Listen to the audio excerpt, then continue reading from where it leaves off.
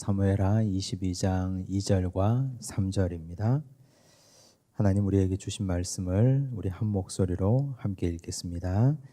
이르되 여호와는 나의 반석이시요 나의 요새시요 나를 위하여 나를 건지시는 자시요 내가 피할 나의 반석의 하나님이시요 나의 방패시요 나의 구원의 뿌리시요 나의 높은 망대시요 그에게 피할 나의 피난처시요 나의 구원자시라. 나를 폭력에서 구원하셨도다. 아멘. 네, 오늘은 사무엘상하 성경 공부 마지막 시간입니다. 18번째 시간입니다. 사울 이전 사무엘부터 시작해서 사울왕의 시대를 거쳐서 다윗의 성공과 실패, 또 다윗의 타락, 그 이유와 그 이후에 일어나는 사건들까지 상세하게 잘 살펴봤습니다. 다윗 이야기를 보시면서 아마 많은 생각이 들었을 겁니다. 우리는 다윗을 영웅으로 알고 있었는데 내가 알고 있었던 다윗, 내가 그토록 사랑했던 다윗이 이렇게 초라하다니. 그런데 사실 해 아래 새 것이 없고 인간은 다 똑같이 타락한 존재 아니겠습니까? 그런데 다윗이 훌륭한 것은 하나님 앞에 회개한 죄인이라는 점이고 그 회개한 죄인을 하나님께서 지금도 지속적으로 사용하고 계신다는 것이 하나님의 역사입니다. 그래서 우리가 다윗을 통해서 깨닫고 느끼는 것, 그 말년의 다윗까지를 살펴보면서 나와 크게 다를 바 없구나, 나도 역시 이런 인생을 살았구나 하는 걸 살펴보시고 또 다른 기대를 가지고 새롭게 힘을 얻고 함께 전진하면 좋겠습니다. 지난 시간 또 그 이전 시간을 보면 다윗이 압살롬의 반란 때문에 큰 고통을 겪었고 압살롬의 반란을 제압하고 돌아오니 세바의 반란이 있었습니다. 세바의 반란까지 다 진압을 했습니다. 이제 그러면 다윗의 말년이 좀 편해져야 되는데 과연 그의 말년이 편안했을까? 그렇지 않습니다. 결국 그의 말년에 끝까지 고생하고 징계받고 또 흐려진 판단력 때문에 힘들고 하나님은 그걸 끝까지 넘어가지 않으시고 징계하시고 다루십니다. 자, 오늘 교재 112쪽을 보시면 21장부터 24장까지를 보겠습니다. 기근과 기부온 거민들, 다윗 시대 찾아온 기근의 이유가 무엇입니까? 사무엘하 21장 1절을 보시면 이렇게 나오죠. 다윗의 시대에 해를 거듭하여 3년 기근이 있으므로 다윗이 여호와 앞에 간구하매. 우리는 이 말씀을 그냥 흘려 읽으면 안 됩니다. 왜냐하면 다윗은 왕이잖아요. 왕인데 그냥 지배하고 군림하는 왕이 아니라 목자 정체성을 가지고 있는 왕이잖아요. 그래서 목자장이신 하나님과 양들 사이를 연결하는 역할을 해야 됩니다. 그래서 그의 눈은 항상 양들에게 가 있어야 되고 그의 영혼은 하나님께 집중하고 있어야 됩니다. 눈은 양들을 보고 마음은 항상 하나님을 향해 있고. 근데 지금 기근이 한 해, 두 해가 아니라 3년 동안 계속 지속적으로 기근이 왔습니다. 근데 3년 동안 기근이 오니까 그제서야 하나님께 간구했습니다. 이게 지금 다윗의 심각한 문제였습니다. 첫 번째 해 기근이 오면 왕이야 먹고 살죠. 왕이니까. 누가 왕을 굶기겠습니까? 옛날 우리나라 왕들도 그랬잖아요. 백성들은 기우제를 지내고 못 먹고 못 살고 굶어 죽어도 왕이야 뭐 진수성찬에 수라상 받아 먹고 하루 세 끼 먹고 잘 먹고 잘 사는데, 근데 다윗은 그러면 안 되잖아요. 목자 정체성을 가지고 있는데 기근이 오면 백성들이 가장 괴롭지 않습니까? 첫 번째 기근이 왔을 때 예민함을 가지고 하나님께 물어봤어야 됩니다. 간구해야 됩니다. 왜 이런 일이 이 나라에 일어나는 겁니까? 옛날 다윗 같으면 밧세바 사건 이전의 다윗 같으면 아마 그렇게 했을 겁니다. 근데 지금 다윗이 나이 들고 늙고 병들고 큰 일을 겪고 그러면서 판단력이 갈수록 느려지고 흐려지고 있는 그런 상황. 3년 동안 기근이 오니까 그제서야 하나님께 간구합니다. 이건 우리 그리스도인들도 마찬가지입니다. 우리 인생에 하나님은 계속 경고를 주시고 징조를 주시고 문제의 실마리들을 주시거든요. 그때 아주 작은 일이 있을 때 그때 하나님께 물어봐야 됩니다. 그때 해결해야 됩니다. 그 문제가 있을 때 그때 해결해야지, 이게 1년이 가고 2년이 가고 고질이 되고 3년이 가고 4년이 되면 그제서야 간구하고 그제서야 기도하고, 그러면 그때까지 3년 동안 고통 다 겪었잖아요. 마음고생하고 몸이 고생하고 돈은 돈대로 쓰고. 지금 다윗이 바로 그런 상황입니다. 물어보니까 하나님이 말씀하시는 거예요. 1절 보니까 여호와께서 이르시되 이는 사울과 피를 흘린 그의 집으로 말미암음이니 그가 기브온 사람을 죽였음이니라 하시니라. 사울 때 일어났던 일을 가지고 하나님이 지금 다윗 말년에 이걸 문제를 삼으시는 거거든요. 하나님 왜 이렇게 하시는가에 대해서는 이건 하나님의 주권의 영역에 속한 거니까 우리가 왈가왈부할 계제가 아닙니다. 그런데 문제는 하나님은 이렇게 간구하기만 하면 답을 주시고 응답하시는데 다윗 인생이 항상 그랬잖아요. 계속 그런 패턴이었잖아요. 근데 3년 동안 아무 간구도 하지 않고 기도하지 않고 있다가 이제서야 이유를 물어보니 하나님이 이 이유를 말씀하신 겁니다. 사울이 기브온 거민들을 죽여서 그렇다. 2절 보시면 기브온 사람은 이스라엘 족속이 아니요 그들은 아모리 사람 중에서 남은 자라. 이스라엘 족속들이 전에 그들에게 맹세하였거늘 사울이 이스라엘과 유다 족속을 위하여 열심히 있으므로 그들을 죽이고자 하였더라. 이에 왕이 기브온 사람을 불러 그들에게 물으니라. 우리는 이제 성경을 좀 배운 사람들이잖아요. 이제 이런 이야기를 읽으면 떠오르는 사건이 있어야 됩니다. 떠오르는 사건이 여호수아 9장 사건이 떠올라야 됩니다. 자, 여호수아 9장 14절에서 16절을 보시면 제가 읽어볼게요. 무리가 그들의 양식을 취하고는 어떻게 할지를 여호와께 묻지 아니하고 여호수아가 곧 그들과 화친하여 그들을 살리리라는 조약을 맺고 회중 족장들이 그들에게 맹세하였더라. 그들과 조약을 맺은 후 사흘이 지나서야 그들이 이웃에서 자기들 중에 거주하는 자들이라 함을 들으니라. 이 배경을 아는 게 중요한데 이스라엘 백성들이 가나안 땅에 진군해서 들어왔죠. 첫 번째 성 여리고성 전투를 승리했습니다. 두 번째 아이성 전투 한 번 실패했지만 두 번째 다시 성공했습니다. 이렇게 되니까 가나안 7족속이 다 벌벌 떠는 거죠. 그 중에 한 족속 기브온 족속이 그 7족속의 연합 대열에서 이탈했습니다. 그래서 그들이 거짓으로 자기를 꾸밉니다. 곰팡이 난 떡을 가지고 오고 다 헤어진 신발을 신고 남노한 옷차림을 하고 이스라엘 진영을 찾아오죠. 우리는 멀리서 왔습니다. 당신들이 하나님과 함께 한다는 얘기를 듣고 당신들과 조약을 맺고 화친하려고 왔습니다. 왜 그렇게 했냐면 자기들도 소문을 다 들은 거예요. 하나님께서 가나안 땅에 이스라엘이 들어가면 가나안 7족속과 화친하지 말고 무조건 다 쳐서 멸하라. 그러니까 그 얘기를 들은 거죠. 그래서 멀리서 온 척하고 우리는 원래 가나안 거민들이 아닙니다. 이러고 온 거예요. 근데 다시 보여주세요. 여호수아 9장 14절에서 16절. 자, 14절이 중요하죠. 어떻게 할지를 여호와께 묻지 아니하고 기도 안 한 거예요. 모든 문제는 여기서부터 출발하는 거죠. 기도 안 하고 여호수아가 어떻게 합니까? 조약을 맺고 맹세까지 하죠. 이미 이렇게 돼버린 거예요. 자, 이것 자체가 사실은 기브온 족속이 이스라엘과 여호수아를 속인 것 아닙니까?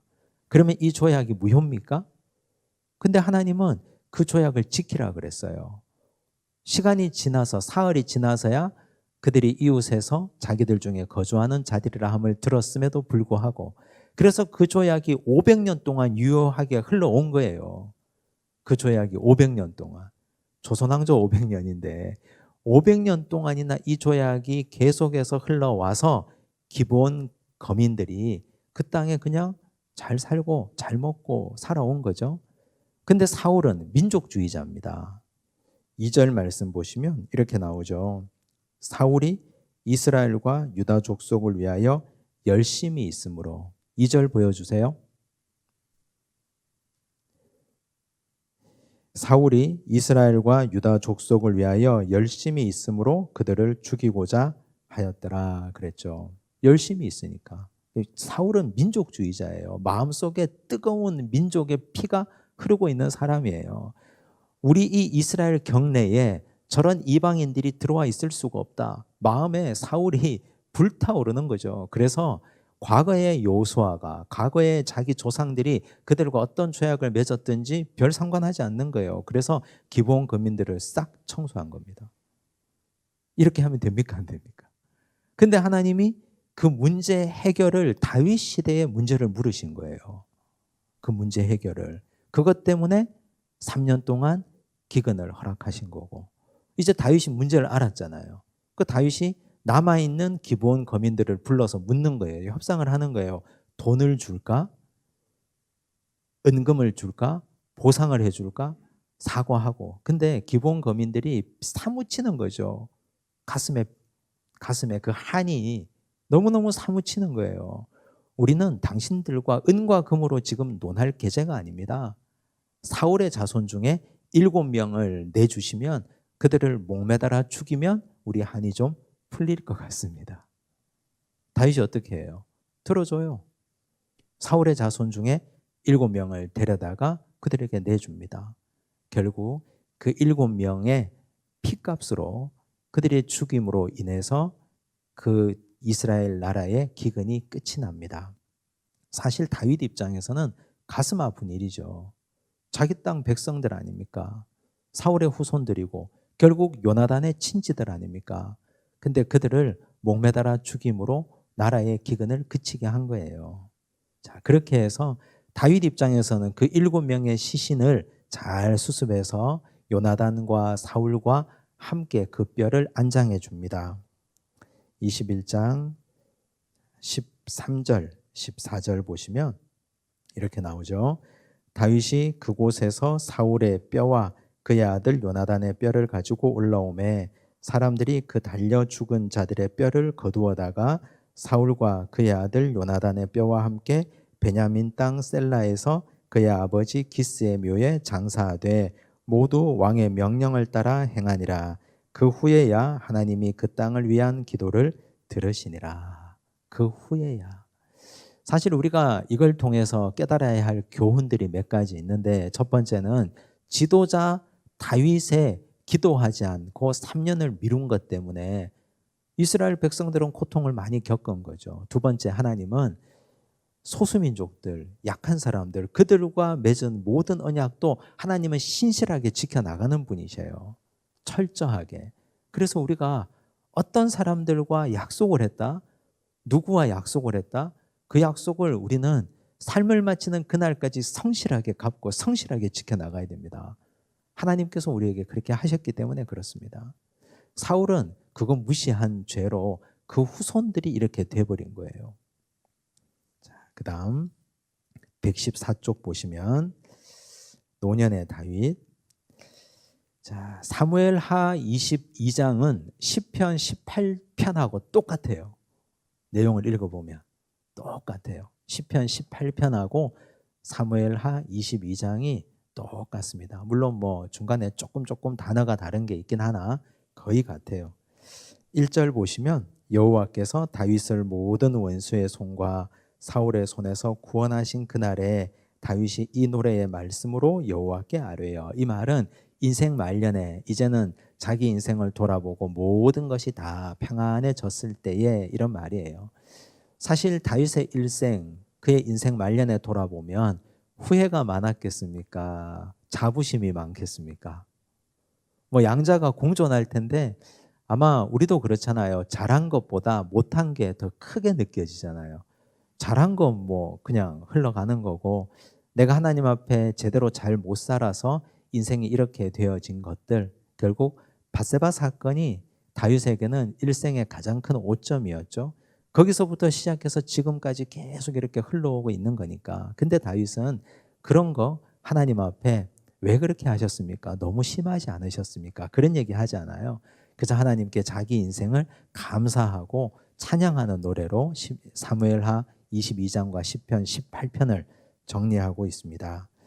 2절과 3절을 보시면요, 아까 우리가 시작 때 읽은 건데 2절, 3절에서 여러분 중요한 것들이 이런 겁니다. 반석, 요새, 나를 건지시는 자, 반석의 하나님, 방패, 구원의 뿔, 높은 망대, 피난처, 구원자 뭐 등등의 이 물체들, 사물들, 상징들이 나오잖아요. 하나님을 이렇게 상징적으로 표현했는데 이것보다 훨씬 더 중요한 게 있습니다. 그런 상징물들 앞에 나와 있는 단어가 뭡니까? 나의라는 말이에요. 나의. 보세요. 나의 반석, 나의 요새, 나를 건지시는 자, 나의 반석의 하나님, 나의 방패, 나의 구원의 뿔, 나의 높은 망대, 나의 피난처, 나의 구원자. 전부 다 나의 하나님이라고 고백하고 있잖아요. 사실 이게 굉장히 중요하거든요. 그 성경을 지식으로만 아는 건 굉장히 불행한 일입니다. 성경을 지식으로만 알면 평생 동안 성경 공부는 열심히 했어요. 근데 다윗의 하나님은 다윗의 하나님이에요. 아브라함의 하나님은 아브라함의 하나님이고, 요셉의 하나님, 사무엘의 하나님, 바울의 하나님, 제자들의 하나님, 누구누구의 그리스도, 다 성경에 나오는 얘기잖아요. 근데 그런 하나님, 성경에 나오는 객관적인 그런 하나님이 내 하나님이 되어야 되거든요. 내가 경험하고 내가 말씀대로 살았더니 정말 다윗의 하나님, 그 구원의 하나님이 나에게도 구원을 주셨더라. 높은 망대의 하나님, 나를 높은 망대로 들어 올리시고 나를 저 낮은 곳에서 높은 곳으로 건져 올리셨더라. 이렇게 우리가 신앙 고백을 할 수 있어야 되거든요. 그래서 인생 말년에 신앙생활을 40년, 50년 하고 이제 하나님 나라 가기 직전에 그쯤 되어가지고 우리 인생을 한번 돌아볼 때쯤 되면 성경에 나오는 모든 객관적인 타인의 하나님이 내 하나님이 돼야 돼요. 그걸 신앙생활을 제대로 한 사람의 아름다운 결과물이거든요. 그래서 신앙생활은 성경의 하나님을 내가 체험해 가는 겁니다. 성경의 하나님을 내가 경험해 가는 거죠. 근데 어떻게 체험하고 어떻게 경험할 수 있습니까? 내가 다윗이 아니고 내가 요셉이 아닌데. 근데 성경은 다윗의 길을 보여주고 있고 요셉의 길을 보여주고 있고 성경 위인들의 길을 보여주고 있잖아요. 힌트를 주고 제시하고 있잖아요. 그 길을 따라가면 우리도 나의 하나님이요, 나의 요새라고 고백할 수 있게 되는 겁니다. 근데 평생을 살았는데 나의 뭐뭐라고 고백할 수 있는 게 단 하나도 없다면 전부 다른 사람의 하나님이고 내 부모의 하나님이고 성경에 나오는 다른 위인의 하나님이라고 한다면 그 인생 정말 헛산 겁니다. 정말 교회에 가방만 들고 성경책에 먼지만 털고 다닌 거예요. 그래서 이걸 주기적으로 한번 해보십시오. 주기적으로. 주기적이라는 말은 1년 끝날 때쯤 되면 우리 교회에서 기도 카드 쓰잖아요. 기도 카드 드려가지고 내년도 기도 제목 2장씩 써서 하나는 가지고 있고 하나는 교회 내고 하잖아요. 근데 그때 1년 동안 내가 경험한 하나님을 한번 써보세요. 내 인생에 올 한 해는 내가 이런 하나님을 느꼈다. 1년 동안 망년에 쫓아다니지 말고 송년회 쫓아다니고 친구들하고 밥 먹으러 다니고 뭐 이런 거 하지 말고 한 일주일 정도 곰곰이 묵상하고 기도하고 12월 말 되면 특별 새벽 기도회도 하잖아요. 그때 기도하면서 1년 동안 나의 하나님 어떤 하나님이었는지를 한번 써보는 거예요. 뭐 그렇게 되면 내가 큰 죄를 지었을 때 그 죄를 넘어가지 않고 징계하시는 하나님, 뭐 그런 하나님도 나올 수 있겠죠. 그 다윗이 일생 동안 자기를 딱 돌아보고 고백하는 하나님이 이런 거예요. 우리는 다윗이 아니기 때문에 다윗이 왜 높은 망대라고 표현하는지 잘 모르는 거예요. 그 속에 들어가 있지 않으니까. 사연이 있겠죠. 이렇게 말하는 사연이 이유가 있겠죠. 다윗이 경험한 구원의 순간을 어떻게 노래합니까? 다윗이 이렇게 얘기해요.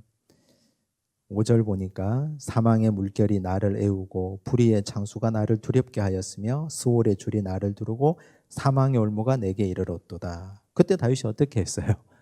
근데 내가 영웅적으로 뭐 이렇게 말하지 않아요. 7절 내가 환난 중에서 여호와께 아뢰며 나의 하나님께 아뢰었더니 아뢰며 아뢰었더니 이게 다윗의 아주 전형적인 삶이었거든요. 다윗이 성공했던 비결은 이거예요. 아뢰고 아뢰었더니 기도하고 기도한 거예요. 자기가 뭐 힘이 있고 영웅적인 능력이 있어서 이런 위기에서 벗어난 게 아니고 아뢰고 아뢰었더니 그가 그의 성전에서 내 소리를 들으시며 나의 부르짖음이 그의 귀에 들렸도다. 그렇게 고백하는 거예요. 자기 인생이. 솔직한 고백 아닙니까? 다윗이 이럴 때는 성공적인 삶을 살았잖아요. 근데 다윗이 실패했을 때는 기도하지 않았을 때예요. 가드왕 아기스에게 갔을 때 생각했다 그랬잖아요. 생각 많이 하다가 기도하지 않고 가드왕 아기스에게 갔잖아요. 밧세바 사건 때 기도했습니까? 단 한 번도 기도했다는 얘기 없어요. 기도하지 않고 아뢰고 아뢰지 않으니까 그렇게 돼버린 거고, 아뢰고 아뢰면 이런 일이 벌어진 거예요. 8절, 이에 땅이 진동하고 떨며. 이에라는 말은요, 앞에 말을 다 받아요. 환난이 있어서 기도했더니, 환난이 있어서 기도했더니 땅이 진동하고 떨며 하늘의 기초가 요동하고 흔들렸으니 그의 진노로 말미암음이로다. 17절, 그가 위에서 손을 내미사 나를 붙드시며 많은 물에서 나를 건져내셨도다. 다윗의 고백이죠. 자기 일생 동안에 이렇게 살았으니까.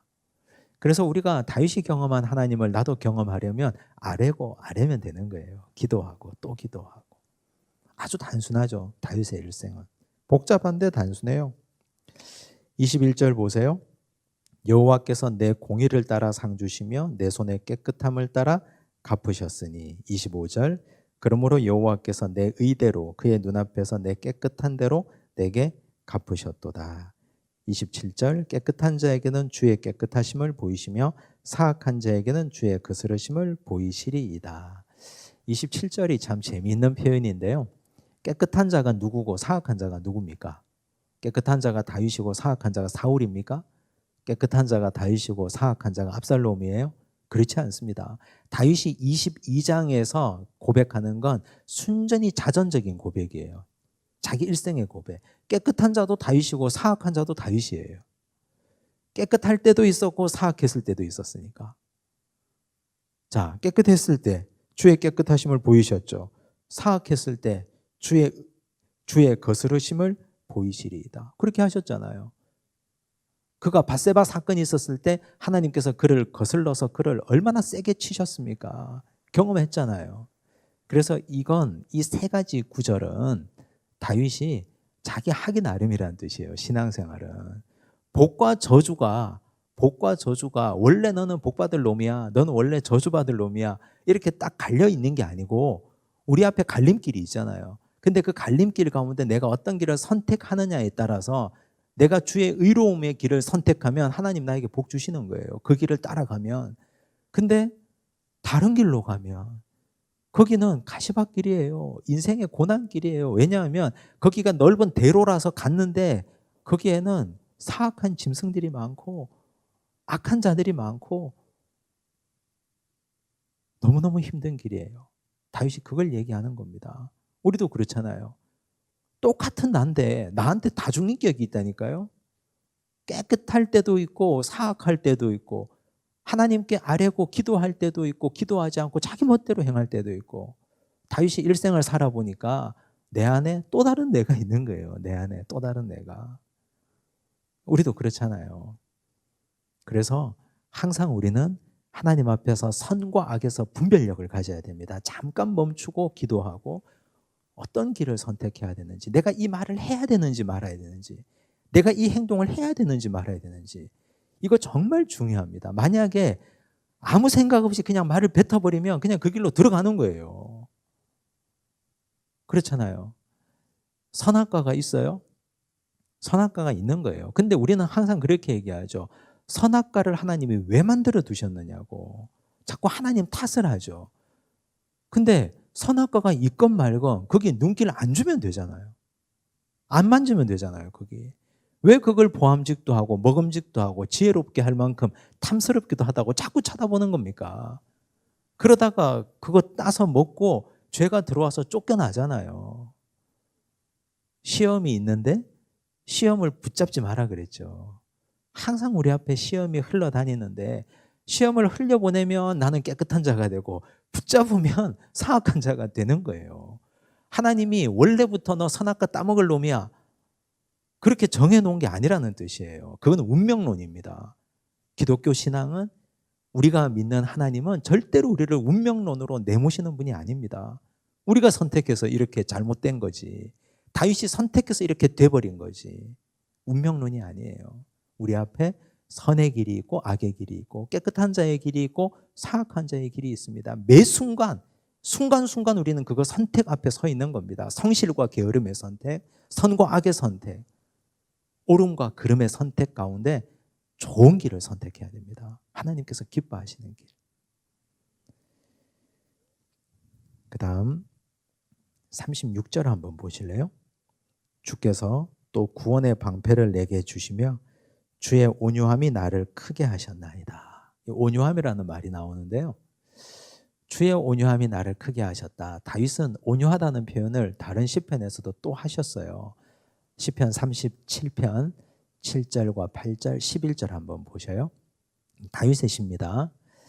여호와 앞에 잠잠하고 참고 기다리라. 자기 길이 형통하며 악한 꾀를 이루는 자 때문에 불평하지 말지어다. 우린 이런 자 때문에 불평이 많죠. 분을 그치고 노를 버리며 불평하지 말라. 오히려 악을 만들 뿐이라. 다른 사람이 악을 행하는데 거기에다 상대해서 우리도 악을 만들지 말라는 뜻이에요. 11절. 그러나 온유한 자들은 땅을 차지하며 풍성한 화평으로 즐거워하리로다. 온유한 자 땅 차지한다 그랬죠. 다윗이 사울에게 십수년 쫓겨다니면서 옷자락도 베고 죽일 기회가 있었는데 안 죽였어요. 온유했어요. 땅을 차지했잖아요.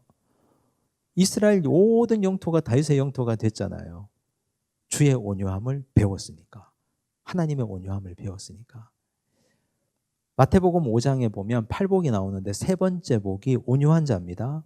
온유한 자는 복이 있나니 땅을 기업으로 받을 것이라 그랬죠. 그래서 온유한 사람은 작은 일에 분을 내거나 화내지 않습니다. 왜냐하면 큰 그림을 그리거든요. 온유한 자는.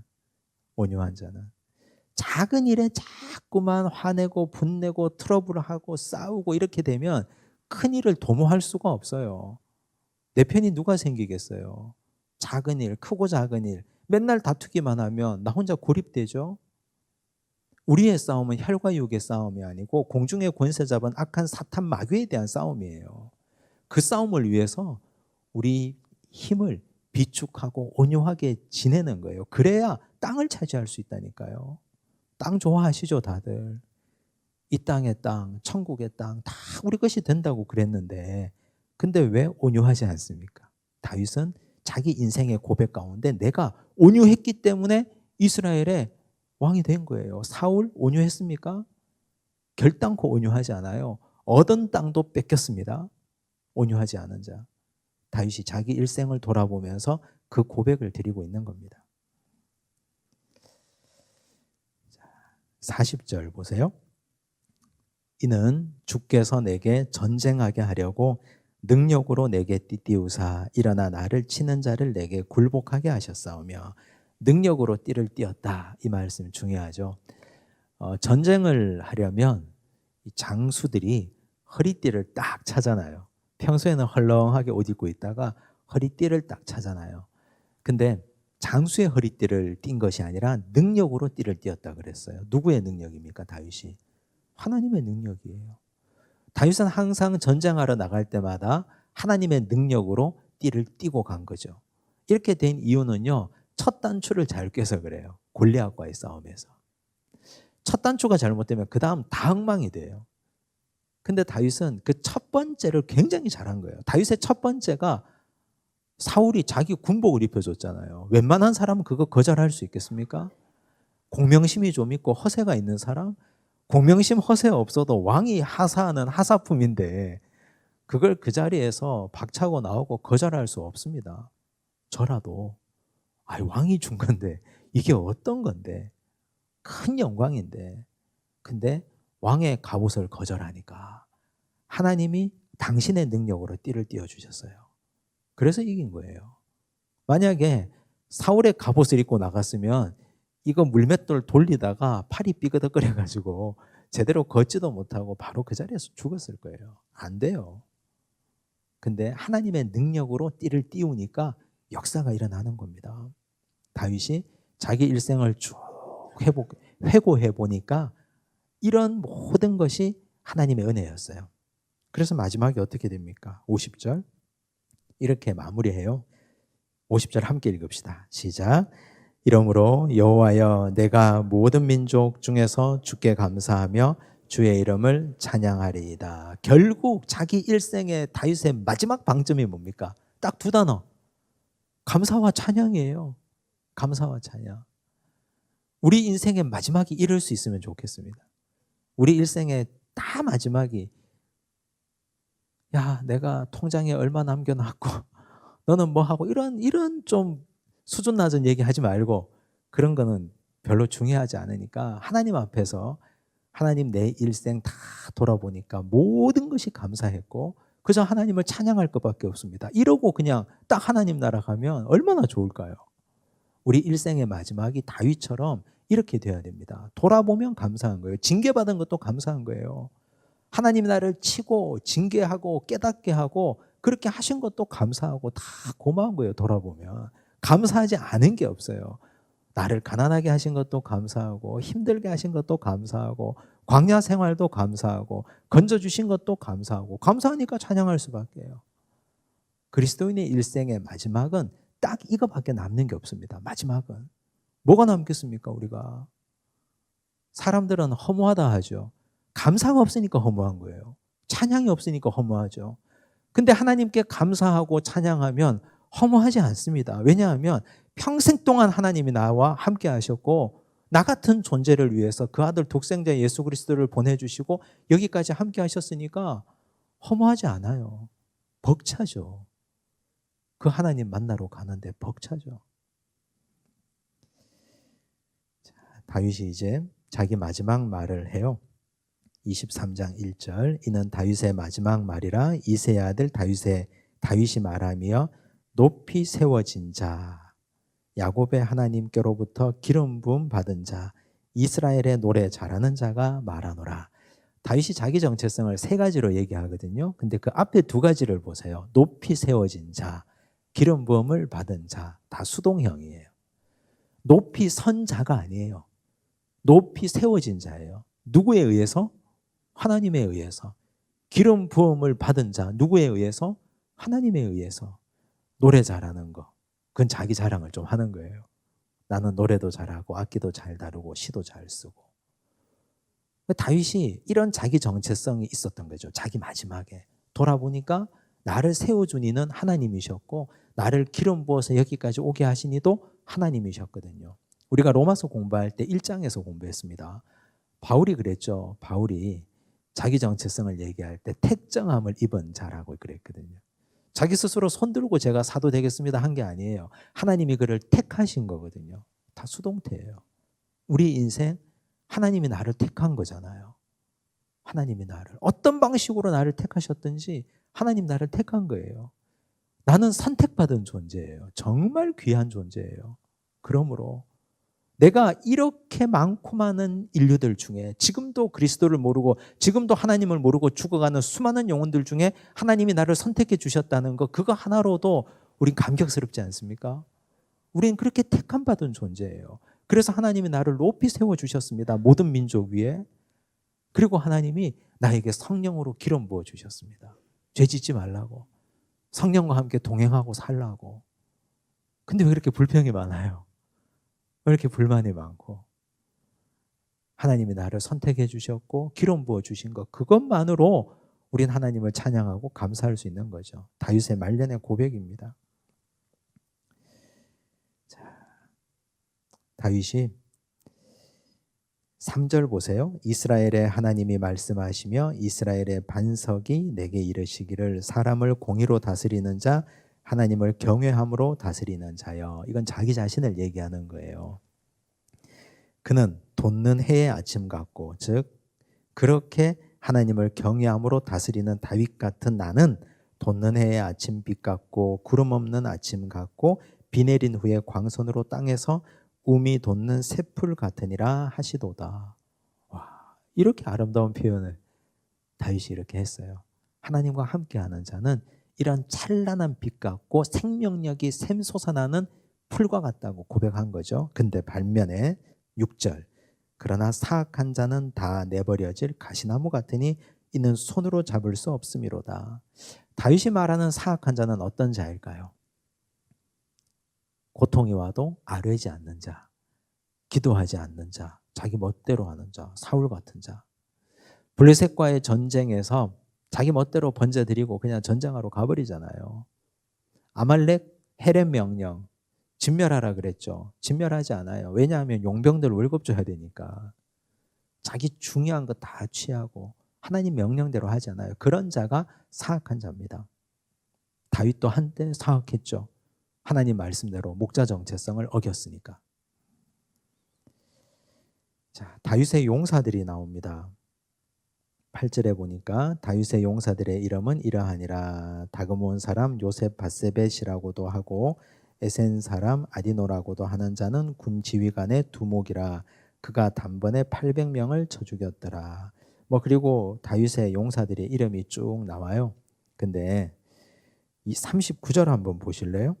다윗의 용사 중에 이 사람도 있어요. 햇사람 우리아라. 이상 총수가 37명이었더라. 성경은 햇사람 우리아들 잊지 않습니다. 절대로 잊지 않습니다. 다윗은 햇사람 우리아가 눈에 가시였습니다. 죽이고 싶었어요. 말 좀 듣고 자기 집에 들어가서 아내와 동침하고 그냥 좀 자주지. 그럼 내가 이렇게 두렵지 않을 텐데. 다윗은 그래서 우리아를 죽이잖아요. 근데 성경은 절대로 우리아를 잊지 않아요. 예수님 족보에도 우리아가 나오잖아요. 바세바를 우리아의 아내라고 그랬어요. 그래서 우리가 하나님 앞에서 신실하게 행한 모든 일은 하나님의 생명책에 반드시 기록됩니다. 사람은 다 잊으려고 하고 사람들은 우리가 세운 공을 자기 공으로 취하는 사람도 있고요. 중간에서 가로채는 사람도 있고 잊어버리는 사람도 있고 몰라주는 사람도 있고 그것 때문에 속상하잖아요. 나 열심히 했는데 왜 몰라주냐고. 교회에서 목사님이 몰라주고 장로님이 몰라주냐고. 근데 하나님은 다 알고 계세요. 사람은 혹 잊어버린다 할지라도 하나님은 햇사람 우리아를 기억하고 있다니까요. 다윗의 용사 중에 다윗은 햇사람 우리아 이름만 나와도 화들짝 놀랄 텐데 자다가도 벌쩍벌쩍 일어날 텐데 가슴이 떨려가지고. 근데 하나님은 이 사람을 절대 잊어버린 적이 없습니다. 충성된 종이었으니까. 햇사람 이방인이었어요. 근데 하나님 나라에 충성했고 자기 백성들에게 충성했고 왕에게 충성한 사람이에요. 그래서 하나님은 결단코 이 사람을 잊은 적이 없다.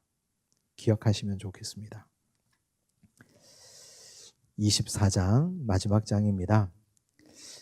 인구조사를 해요. 다윗이.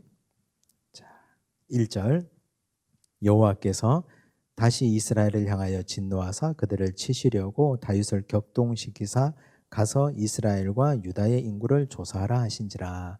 사실 우리는 이런 표현을 잘 이해하기가 어려워요. 하나님이 다윗을 격동시키사. 그럼 다윗은 아무 죄가 없고 하나님이 격동시켜서 한 짓이니 다윗에게 왜 죄를 묻느냐 이럴 수 있거든요. 근데 이런 표현들 하나님께서 누구의 마음을 강팍하게 하셨더라. 바로의 마음을 강팍하게 하사 등등의 이런 표현들을 우리가 이해하실 때는 하나님이 내버려 두셨다고 이해하셔야 됩니다. 하나님이 내버려 두셨다. 하나님께서 하나님의 백성들의 마음을 성령으로 함께 하셔서 우리가 죄 짓고 싶은 마음이 일어날 때 이건 죄야, 이건 아니야 분별력을 가지게 하시는데 근데 하나님은 그냥 죄 가운데 내버려 두는 거예요. 이건 유기하는 거죠. 하나님이 내버려 두고 울타리를 통해서 막지 않으면 우리는 죄 가운데 살다 그냥 갈 존재들입니다. 하나님이 다윗을 그 욕심 가운데 그냥 내버려 둔 거예요. 그렇게 되니까 이스라엘과 유다의 인구를 조사한 거죠. 조사한 결과가 어떻게 됩니까? 9절 요압이 백성의 수를 왕께 보고하니 곧 이스라엘에서 칼을 빼는 담대한 자가 80만 명이요 유다 사람이 50만 명이었더라. 130만 명의 인구가 조사가 됐어요. 근데 인구조사가 왜 죄가 되냐? 성경에 인구조사 한 적이 딱 2번 나오거든요. 민수기에 딱 2번 나와요. 민수기에서 그건 죄가 안 된 이유는 하나님이 시켜서 한 거거든요. 하나님이 모세를 시켜서 2번 인구조사하게 하셨습니다. 근데 지금 다윗이 인구조사한 건 죄가 됩니다. 왜냐하면 목자 정체성에서 벗어난 것이기 때문에. 주로 왕들이 인구조사를 할 때 지금 여기 나오죠. 칼을 빼는 자가 130만 명이라고 그랬습니다. 이스라엘 11지파에서 80만, 유다 지파에서 50만. 칼 빼는 자를 왜 조사했을까요? 전쟁하려고 그랬죠. 하나님의 전쟁, 즉 전쟁, 이스라엘 백성들의 전쟁은 왕이 결정하는 게 아닙니다. 하나님이 결정하시는 거예요. 왜냐하면 목자니까. 목자는 목자장의 명령을 듣고 양들을 전쟁터로 데리고 나가야 되잖아요. 목자장이 출격 명령을 내리지 않았는데 자기가 마음대로 데리고 나가면 양들이 죽거나 다치잖아요. 그 목자가 해서는 안 되는 일이에요. 그래서 하나님이 명령하셔야 전쟁할 수 있습니다. 특히 전쟁은 아주 중요한 부분이죠. 근데 자기가 영토의 확장을 위해서, 자기 영토의 확장, 제국의 확장을 위해서 인구조사를 한 거예요. 이건 죄가 됩니다. 심각한 죄가 되죠. 아주 심각한 죄가. 다윗이 목자 정체성을 망각하고 저지른 죄가 밧세바 사건 아닙니까? 심각한 죄였잖아요. 하나님이 아주 심각하게 다루시잖아요. 지금 인생 말년에 또 이 짓을 하고 있는 거예요. 근데 다윗이 인구조사 해놓고 전쟁하러 가기 전에 깨달았어요. 그걸. 이게 큰 죄가 됨을. 그래서 이렇게 얘기하죠. 10절. 다윗이 백성을 조사한 후에 그의 마음에 자책하고 회개했다는 말이에요. 다윗이 여호와께 아뢰되 내가 이 일을 행함으로 큰 죄를 범하였나이다. 여호와여 이제 간구하옵나니 종의 죄를 사하여 주옵소서. 내가 심히 미련하게 행하였나이다 하니라. 자, 전쟁한 적도 없어요. 군인들 징집해가지고 갑옷 나눠주고 군사훈련시키고 암몬을 치자, 모압을 치자, 에돔을 치자 뭐 이렇게 출격 명령 내린 적도 없어요. 다윗이 인구조사만 딱 해놓고 그리고 바로 깨달았어요. 그리고 회개했어요. 그러면 어떤 일도 일어나지 않았으니까 없던 걸로 하면 되잖아요. 그냥 아무 일도 아니니까. 근데 하나님 어떻게 해요? 12절. 자, 13절 보세요. 선지자 갓이 다윗에게 갑니다. 이르되 왕의 땅에 7년 기근이 있을 것이니까 혹은 왕이 왕의 원수에게 쫓겨 석 달 동안 그들 앞에서 도망하실 것이니까 혹은 왕의 땅에 사흘 동안 전염병이 있을 것이니까 왕은 생각하여 보고 나를 보내신 이에게 무엇을 대답하게 하소서 하는지라. 하나님이 선지자 갓을 보냈어요. 세 개 중에 삼지선다. 하나를 선택하라. 7년 동안 기근 너무 길죠? 석 달 동안 쫓겨다니는 거 아우 이젠 지겨워요. 압살롬한테도 쫓겨다녔고 사울에게도 쫓겨다녔고 그것도 길어요. 사흘 동안 전염병.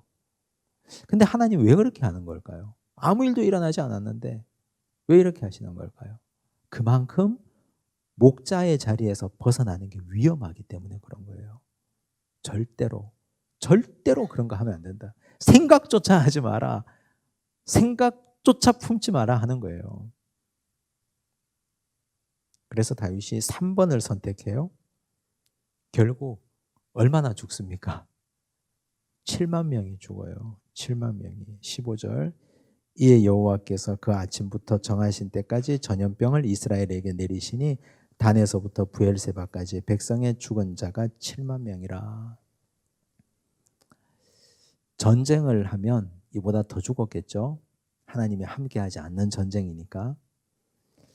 지도자의 잘못된 판단이 백성들에게는 이렇게 심각한 재앙이 됩니다. 지도자 하나 잘못 세우면 이런 일이 벌어집니다. 이제 전염병을 멈춰야 되잖아요. 그래서 선지자 갓이 다윗에게 이렇게 얘기해 줘요. 18절. 이날에 갓이 다윗에게 이르러 그에게 아뢰되 올라가서 여부스 사람 아라우나의 타작마당에서 여호와를 위하여 제단을 쌓으소서 하매. 아라우나는 오르난이라고도 합니다. 똑같은 사람이에요. 오르난의 타작마당 들어보셨죠? 아라우나보다 오르난이 훨씬 더 유명한 이름이에요. 근데 아라우나나 오르난이나 모음을 어디에 붙이느냐 하는 문제이기 때문에 히브리어 모음의 문제이기 때문에 이건 똑같은 사람이에요. 다윗의 여호와께서 명령하신 바 갓의 말대로 올라갔습니다. 22절. 아라우나가 다윗에게 아뢰입니다. 원하건대 내 주 왕은 좋게 여기시는 대로 취하여 드리소서. 번제에 대하여는 소가 있고 뗄 나무에 대하여는 마당지라는 도구와 소의 명예가 있나이다. 왕이여 아라우나가 이것을 다 왕께 드리나이다 하고 또 왕께 아뢰되 왕의 하나님 여호와께서 왕을 기쁘게 받으시기를 원하나이다. 아라우나가 부자였는가 봐요. 소도 있고 양도 있고 땔감도 있으니까 왕이 여기서 하나님께 사죄의 제사를 드리려거든 마음껏 가져다 쓰십시오. 그랬어요. 기쁜 마음으로 한 거예요. 전심으로. 근데 다윗이 이렇게 얘기합니다. 왕이 아라우나에게 이르되 그렇지 아니하다. 내가 값을 주고 내게서 살이라. 값 없이는 내 하나님 여호와께 번제를 드리지 아니하리라 하고 다윗이 은 50세겔로 타작마당과 소를 사고 타작마당을 다 사버렸어요. 소도 샀어요. 왜 그렇게 했을까요? 번제의 의미가 뭡니까? 희생이잖아요. 희생. 희생의 제사를 드리는데 남의 등에 올라타서 아라우나가 헌물한 것으로 거기에서 번제를 드린다? 하나님이 받지 않으실 걸 다윗이 안 거예요. 그래서 다윗이 희생이니까 철저하게 자기를 태워서 다윗이 지금 자아가 남아있어서 그런 거 아닙니까? 자기 자아가 이렇게 늙어도 노욕이 남아가지고 인구조사하고 130만 대군을 이끌고 영토 확장을 하려고 그 노욕을 부리다가 7만 명이나 죽어나간 것 아닙니까? 그래서 하나님 앞에 나를 다 태워서 번제가 다 타서 하나님께 제사가 성립되는 것처럼 나를 다 태워서 하나님께 드리겠습니다 하는 제사로 번제로 나가는데 그걸 어떻게 남의 등에 올라타서 드리겠습니까? 그래서 다윗이 은 50세겔로 샀어요. 그곳에서 여호와를 위하여 제단을 쌓고 번제와 화목제를 드렸더니 이에 여호와께서 그 땅을 위한 기도를 들으심에 이스라엘에게 내리는 재앙이 그쳤더라. 근데요, 아라우나의 타작마당과 오르난의 타작마당은 한번 짚고 넘어가야 됩니다. 역대하 3장 1절, 창세기 22장 2절 한번 보세요. 자, 역대하 3장 1절 솔로몬이 성전을 건축하는 내용이에요. 솔로몬이 예루살렘 모리아산에 예루살렘 모리아산 잘 보세요. 여호와의 전 건축하기를 시작하니 그곳은 전에 여호와께서 그의 아버지 다윗에게 나타나신 곳이요 여부스 사람 오르난의 타작마당에 다윗이 정한 곳이라. 지금 여기 오르난의 타작마당, 아라우나의 타작마당에 나중에 솔로몬 성전이 세워지는 거예요. 일단 그거 하나. 근데 솔로몬의 성전이 예루살렘 모리아 산에 여호와의 전 건축하기를 시작했다 그랬죠. 우리는 모리아 산을 어디서 들어봤어요. 창세기 22장에서 2절 여호와께서 이르시되 내 아들 내 사랑하는 독자 이삭을 데리고 모리아 땅으로 가서 내가 네게 일러준 한 산 거기서 그를 번제로 드리라. 이 모리아 산이에요. 그럼 무슨 말이에요 지금? 막 복잡해지죠. 이제 이거 정리를 좀 해야 돼요. 자, 지금 여기가 예루살렘입니다. 예루살렘. 여기는 예루살렘이고 그 옛날 창세기에서 아브라함이 그 아들 독자 이삭을 거기서 번제로 드렸어요. 드린 거나 마찬가지죠. 왜냐하면 칼을 들어 찌르려고 했으니까. 근데 하나님이 급하게 아브라함아 하고 말리셨잖아요. 여호와 이래 번제 쓸 어린 양을 수풀에 걸린 채로 한 마리 거기 걸어 두셨잖아요. 근데 그 예루살렘에서 예수 그리스도께서 골고다 언덕을 올랐어요. 그 예루살렘에서 골고다 언덕을 오르시고 거기서 십자가에 달려 돌아가셨어요. 아버지 아브라함이 이삭을 바친 그곳에서 아버지 하나님께서 아들 예수 그리스도를 십자가에 못 박았다고요. 하나님께서 그 옛날 아브라함의 아들 이삭은 살려주셨어요. 근데 자기 아들 예수 그리스도는 십자가에 못 박아버렸다고요. 거기서. 그게 예루살렘 모리아산 오르난의 타작마당이에요. 자, 거기에 성전이 세워졌습니다. 거기에 솔로몬 성전이, 그 솔로몬 성전이 세워지기 전에 다윗은 그곳에서 희생제사를 드리고 자기 죄 용서를 빌었습니다. 하나님이 그 용서를 허락해 주셨습니다. 그럼 성전이 어떤 곳이라는 의미입니까? 성전의 의미가 뭐예요? 그럼 여기서 성전은 우리가 하나님께 희생의 제사를 드리는 곳이에요. 우리가 어떤 죄를 지었든지 하나님께 희생 제사를 드리고 하나님께 회개하면 하나님이 그 모든 죄를 다 받아주시는 곳이 성전이에요. 그러므로 우리가 하나님의 교회에 올라오면 회개하잖아요. 예배당에 나와가지고 회개도 하지 않고 사죄의 선언도 하지 않고 일주일 동안 산 죄를 하나님께 토설하지도 않고 그냥 돌아가면 그 예배 왜 드리는 겁니까? 주일 예배 올라와서 일주일 동안 내가 잘못 산 거 하나님 앞에 회개하고 돌이키지 않는데 그 예배 하나님께서 받아주시겠습니까? 성전은 회개가 일어나는 곳이에요. 성전은 아들 예수 그리스도가 십자가에 못 박혀 돌아가신 피가 흐르는 곳이에요. 그러므로 성전에는 용서가 있겠죠. 아들 예수 그리스도의 피가 있는 곳이니까. 성전은 내가 가장 귀하고 사랑하는 내 욕망을 꽁꽁 묶는 곳이에요. 아브라함이 이삭을 묶은 것처럼. 하나님께서 가장 소중하게 여기는 아들을 십자가에 못 박은 것처럼. 그래서 우리가 교회 와서 기도할 때 내 정과 욕심을 십자가에 못 박는 거예요. 근데 반대로 교회 와서 기도하면서 자기 욕심을 하나님께 얼마나 많이 구하는지 몰라요. 자기 욕심을, 자기 욕망을. 기도가 형식만 기도지 이건 욕망의 대잔치예요. 기도가. 잘 돌아보셔야 돼요. 기도라고 다 기도가 아닙니다. 내가 입 벌려가지고 그냥 하나님 하고 부르고 나서 다 던진다고 그게 다 기도가 아니에요. 하나님이 귀 막고 싶은 기도도 있다고요. 좀 그만했으면 좋겠다 하는 기도도 있다고요. 내 욕심을 묶는 곳이 성전이지 꽁꽁 묶어서 죽여버리는 것이 성전이지 그걸 부활시키고 그걸 하나님께 던지는 곳이 성전이 아니에요. 아브라함이 이삭을 묶었던 모리아산, 하나님께서 아들을 십자가에 못 박았던 예루살렘, 다윗이 자기 죄를 고백하고 번제 희생을 드렸던 오르난의 타작마당, 솔로몬이 성전을 세웠던 모리아산.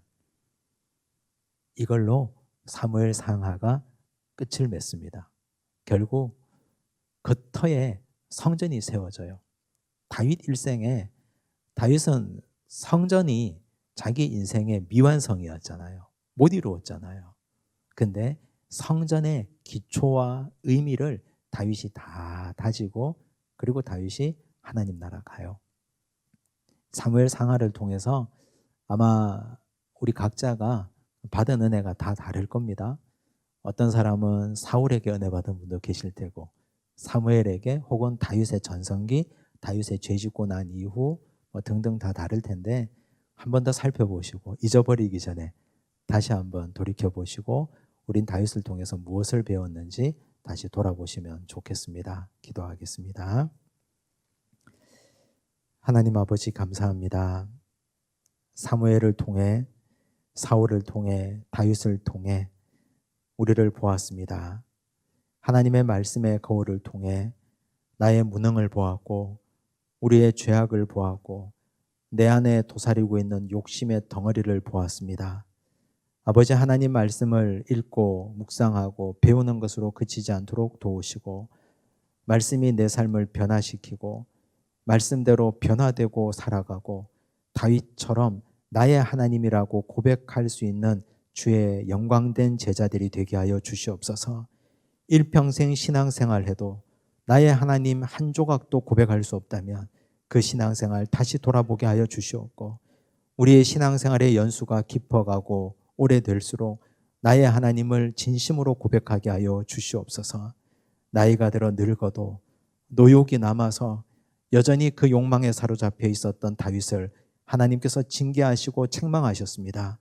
주여 우리가 매일같이 신앙생활하고 나이가 들어가도 그럼에도 우리 마음속에 품고 있는 여러 가지 인생의 죄악들과 욕망들 떨치지 못함을 용서하여 주시옵소서. 하나님께서는 그곳에 성전을 세우시고 그곳에 하나님께서 사죄의 용서를 허락해 주신다고 하셨고 그곳에 십자가를 세우시고 그 아들 독생자 예수 그리스도를 십자가에 못 박아 주셨습니다. 주여 우리의 정과 욕심 성전에서 못 박게 하여 주옵시고 우리가 가지고 있는 욕망 덩어리 성전에서 다 십자가에 못 박고 죽이고 내려가게 하여 주시옵소서. 다윗처럼 번제로 하나님께 영광 올려드리게 하옵시고 우리는 성전에서 사죄하고 용서받는 일이 있도록 도우시고 성전에서 예수께서 십자가에 못 박히신 것만 있는 것이 아니라 부활의 영광도 성전에서 있음을 깨닫고 우리도 죄에 대하여는 죽고 의에 대하여는 살고 결국 부활의 영광을 사모하는 하나님의 자녀들로 살아가게 하여 주시옵소서. 모든 말씀 예수님 이름으로 기도드리옵나이다. 아멘.